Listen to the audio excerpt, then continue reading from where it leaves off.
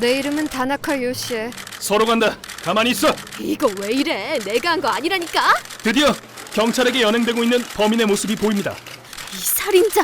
경찰에게 끌려가는 중이다. 어쩌다 이렇게 된 거지? 나는 작은 어촌 마을의 막내딸로 태어나 아무런 부족함 없이 자랐다. 요시에 빨리 먹어. 그러다 식는다. 엄마! 내가 알겠다고 몇 번을 말해!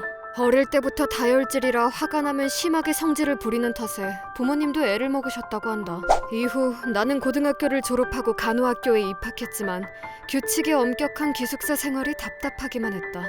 지금이 몇 시야? 통금 시간 있는 건 몰라?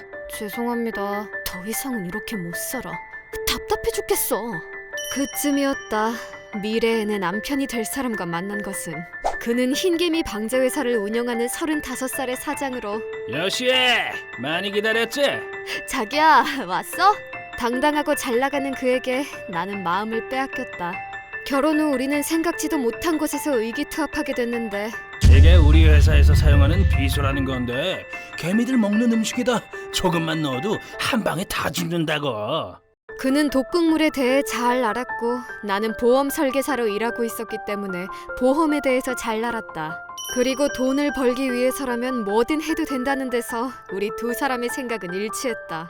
쉽게 돈을 벌 수 있는 방법, 그건 자, 오늘은 내가 사는 거니까 많이 먹어. 잘 먹겠습니다. 사전에 보험에 가입시킨 지인 또는 친구들의 음식에 몰래 비소를 타서 그들의 사망보험금을 슬쩍하는 것이었다. 생명보험의 수익자는 일반적으로 배우자 또는 가족이지만 보험회사에 따라서는 생판 모르는 남이라고 해도 괜찮은 곳이 있었다. 주먹! 내가 개인기 하나 보여줄게! 난 상대가 화장실에 갔을 때나 한눈 팔고 있는 틈을 노려 비소 분말을 뿌렸다. 무향무미라 들킬 일도 없었다. 어머, 괜찮아? 아, 참 구급차 불러야겠네.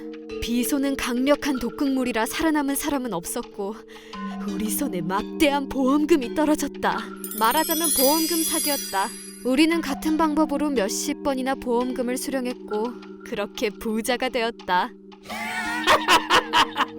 웃음이 멈추질 않는군. 우린 최강의 콤비라니까? 1200평의 대저택과 별장도 하나 샀다. 좋다. 살만 난다. 항시 금고에는 5억엔 이상의 돈이 있었고 태어난 아이에게도 뭐든 해줄 수 있었다. 우린 진정한 승자였다. 저런 하등한 인간들 따위 신경 쓸 필요도 없다. 주변에서 뒷담화가 나돈다는 건 들어서 알고 있었지만 돈 없는 사람들이 떠드는 소리쯤이야. 이 몸은 급이 다르다고. 98년 7월 25일, 그날은 마을에 축제가 있던 날이었다. 올해도 카레 먹자. 응, 얼른 먹고 싶다. 그 축제에선 매년 오리지널 카레라이스가 인기 절정이었는데 나는 그 축제의 카레 당번이었다. 그리고 그날 난 지각을 하게 됐다. 늦었습니다. 여긴 어떻게? 아, 제가 오늘 카레 당번이라서요. 아휴, 이제 와서 뭘 한다고. 그냥 돌아가요. 아줌마들은 대놓고 싫은 내색을 하며 나를 문전박대했다. 우리 가족이 동네 사람들하고 친하게 지낸 것도 아니고 다들 우릴 안 좋게 생각한다는 것쯤은 알고 있었지만 쥐뿔 가진 것도 없는 것들이 잘난 척은. 내가 누군지 똑똑히 보여주겠어. 난 그 길로 곧장 집으로 가서 치밀어 오르는 화를 참지 못하고 최악의 무기 비소 분말을 챙겨 나왔다. 그 아줌마들 감히 나를 무시해? 당신네들을 죽이고 살리는 건 다 이 손에 달렸다는 걸 보여주겠어. 난 축제 현장으로 돌아가 카레 냄비 근처에 사람이 없을 때를 노려 비소를 섞었다. 다들 이거나 먹고 죽어버려라. 그러고는 바로 집으로 돌아왔다. 30분 뒤에 어떻게 됐는지 보기 위해 다시 갔을 땐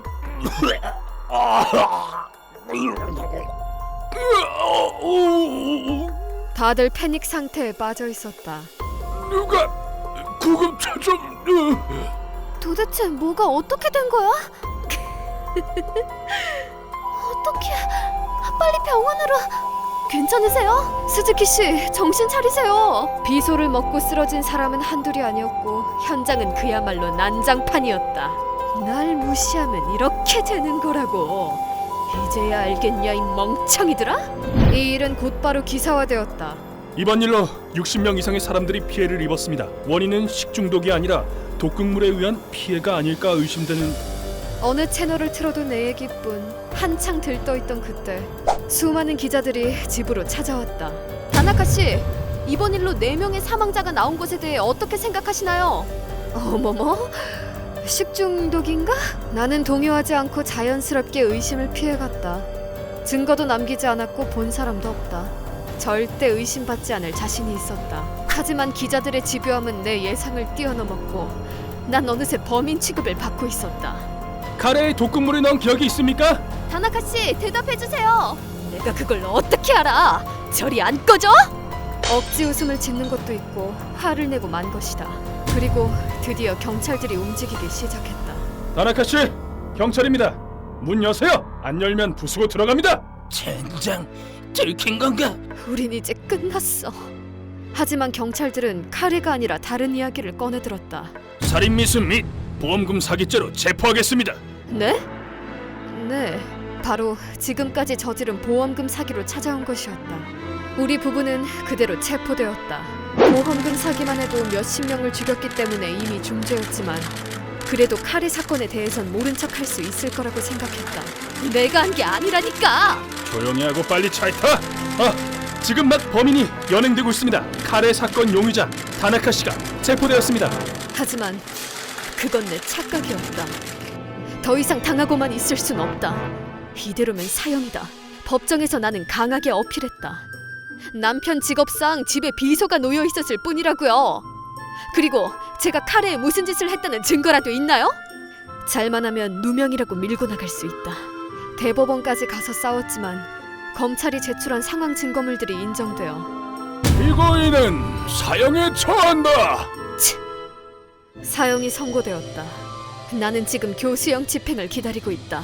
1억엔 정도면 여기 간수를 매수해서 어떻게든 도망갔을 텐데 그 망할 아줌마들이 꼴 좋다며 웃고 있을 걸 생각하니 분했다.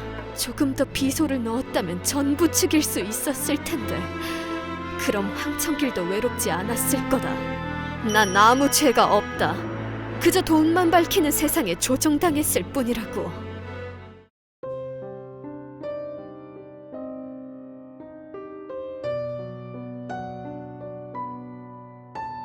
휴먼버그 대학교에서는 인간이 버그를 일으켜버린 순간의 사건들을 여러분들에게 소개하고 있습니다. 예전 영상들도 꼭 한번 보시고